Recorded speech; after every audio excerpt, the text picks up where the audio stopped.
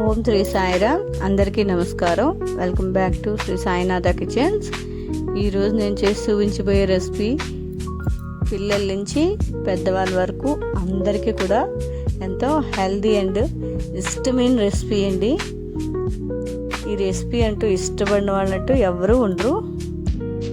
అదే చూస్తున్నారు కదా వీడియోలో, అదేనండి మన జున్ను. ఇది సంవత్సరానికి ఒక్కసారైనా సరే తినాల్సిన స్వీట్ రెసిపీ అండి.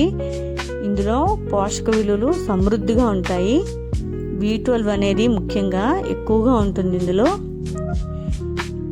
ఈ జున్నులో సంవత్సరానికి సరిపడా B12 అనేది ఒక కప్పు జున్నులో ఉంటుందండి. కనుక కంపల్సరిగా సంవత్సరానికి ఒకసారైనా సరే ఇలా పాలతో చేసుకున్న జున్ను అనేది కంపల్సరిగా తినాలి.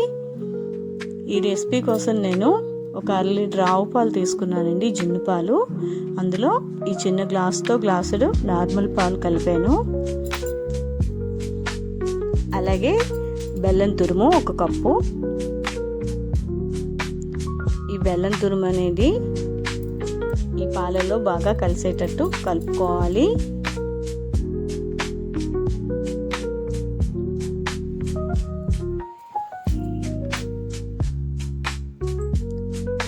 మొత్తం ఒక్క పీస్ కూడా లేకుండా బాగా కలిపేసుకోవాలి.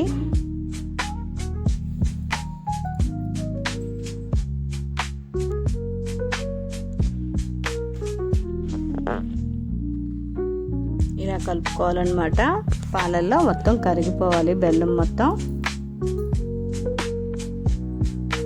తర్వాత ఒక 4 యాలకులు, అలాగే ఒక 4 మిరియాలు దంచి ఇలా పౌడర్ చేసి వేసుకున్నాను. బాగా కలిపి మూత పెట్టేసుకోవాలి. కుక్కర్లో పెట్టే ముందు మరొకసారి బాగా కలుపుకొని మూత పెట్టి 3 విజిల్స్ వచ్చేదాకా కుక్ చేసుకోవాలి. 3 విజిల్స్ వస్తే సరిపోతుంది. ఆఫ్టర్ 3 విజిల్స్ తర్వాత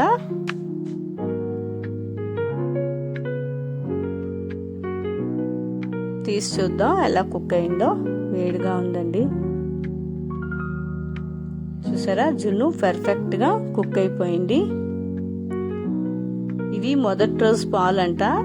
మొదటి రోజు పాలకి 1 లీటర్ పాలకి 1 లీటర్ పాలు యాడ్ చేసుకొని కుక్ చేస్తారంట. నేను అవి చెప్పింది కానీ అది ఏమో అని చెప్పి నేను కొంచెం గ్లాస్తో పాలు కలిపాను. ఇంకొంచెం మరొక గ్లాస్ పాలు వేసుకున్నా సరిపోతుంది. చూసారా ఎంత చక్కగా వచ్చిందో జున్ను.